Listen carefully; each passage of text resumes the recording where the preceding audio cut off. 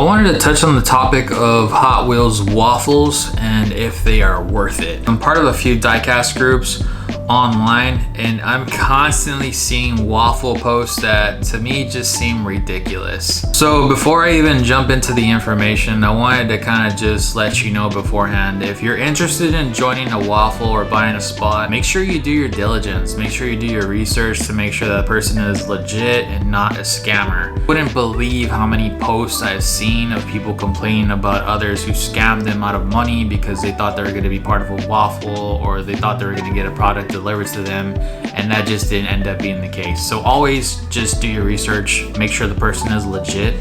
So first things first, let's discuss the value of the car that's being waffled. Let's just say Johnny here is trying to waffle off an RLC Pink Skyline. Well, the average sold comps on eBay for the last 5 are about $99, give or take. So when we look at the sold comps, this is actually the most money that people are paying for this. Basically, this is a top dollar compared to what you're actually going to get in your community. Realistically, people are going to want to pay about $80 for this car in person or at like a diecast meet or something.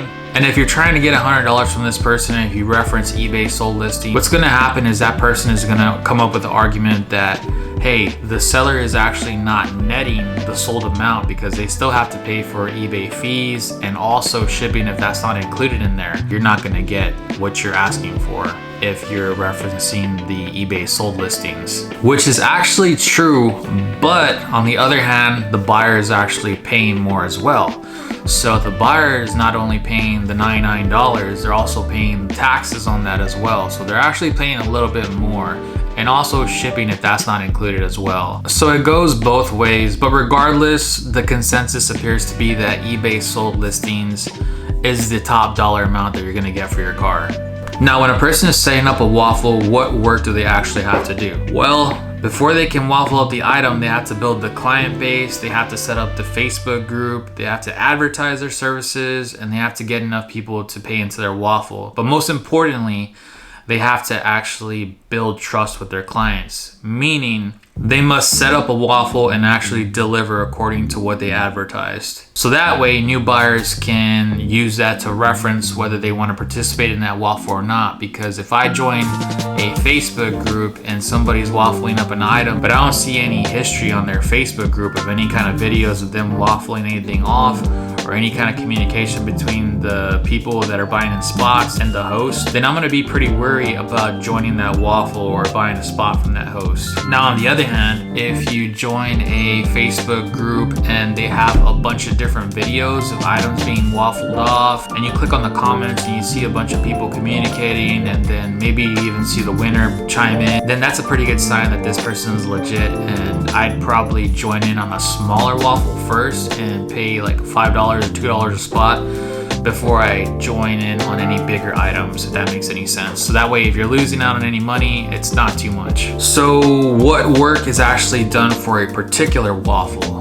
Well, that depends on the number of spots that the host wants to have. So if you look back at Johnny and the Pink Skyline, for instance, in my opinion, that should be like a $100 car, maybe $110 the most, total buy-in. Because at that price, the host is already getting top dollar for the car that they're waffling off, which should be enough money to pay himself back for going through the trouble of taking pictures of the car, posting it, sorting through all the payments that they receive to ensure that everything's accurate, and shipping out the item. It's really not that much work when you look at the overall picture. Now, so what does that look like when you're purchasing a spot? Well, if you have the Pink Skyline valued at $100, you should probably see 10 spots with a total buy-in of $10 a spot.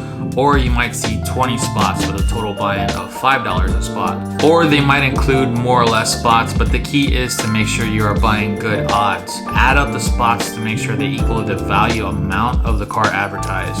Do not overpay for a spot on a waffle. I cannot stress that anymore. If you see a waffle where there's 30 spots, but they're only $5 a spot, it might seem a little enticing because it's only $5 and you're thinking, hey, what the heck?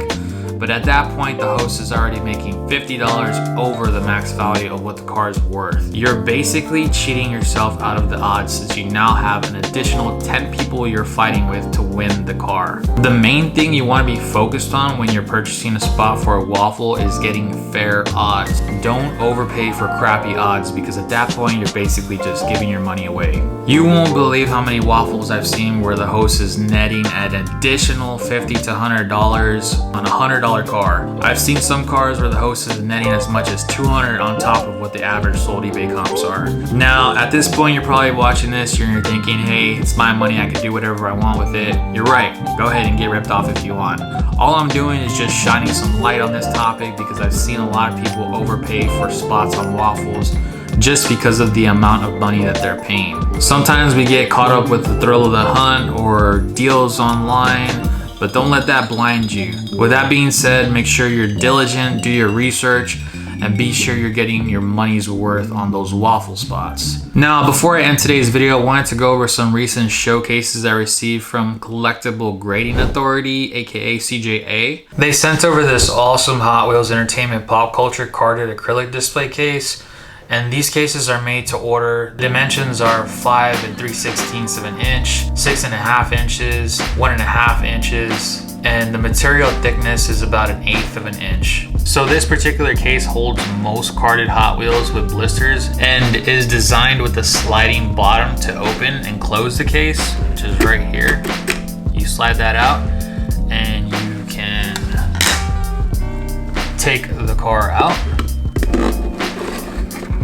And when you want to place it back in, you just slide it back into those rails, and they have clear rails at the top to keep it in place as well. And then you just slide the bottom back into the case as so, and that is it. You are able to showcase your Hot Wheels in a top shelf premium manner. All 3 of these rails hold the card in place, so you don't really have to worry about the car moving around. This particular case is standard material with slight UV protection. However, they do offer upgraded UV resistant material, which is a UF5 material. And this material blocks out about 99% of the harmful spectrums of light and is often used in museums to protect very important pieces. So if you don't want these yellowing out like most of the older cards do, they're notorious for getting yellow, this is a good option to keep it looking fresh and clear. Also, if you want to display your collectibles hanging, they do add an acrylic wall mount to the back of the case for easy hanging and display. Mine did not come with a wall mount just because I didn't opt for that, but you can opt for that version and it'll allow you to hang those on the wall. I really like this case because it's user friendly. There's no assembly whatsoever, so you basically slide the bottom out and then place the car in like I showed you before, and then slide it back in and you're ready to go. And everything's secured. The material is very clear and it really gives a premium look and feel to the car whenever you have it displayed, as compared to being in one of those standard sterling protectors that a lot of people have. This is just another way to elevate your collection, and if you want to know more about these cases, feel free to check out their website, which I've included in the description of this video down below. So the last thing I wanted to show you is that this is what the actual case comes in. It comes wrapped in plastic. It has a QRL code on there, how to open carded cases. There's a lot of protection that goes into the case whenever they ship it off.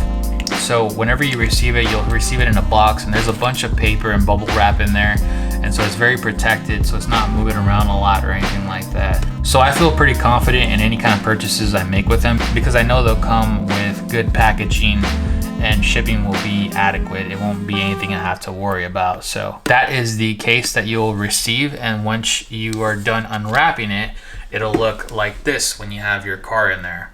Alright, that'll wrap up today's video. If you enjoyed today's content, please consider liking and subscribing. And for those of you that are going through any kind of struggles in life, I pray that you find comfort and reassurance that everything is going to be alright, and that you turn to the man up above and he will ensure that you are cared for.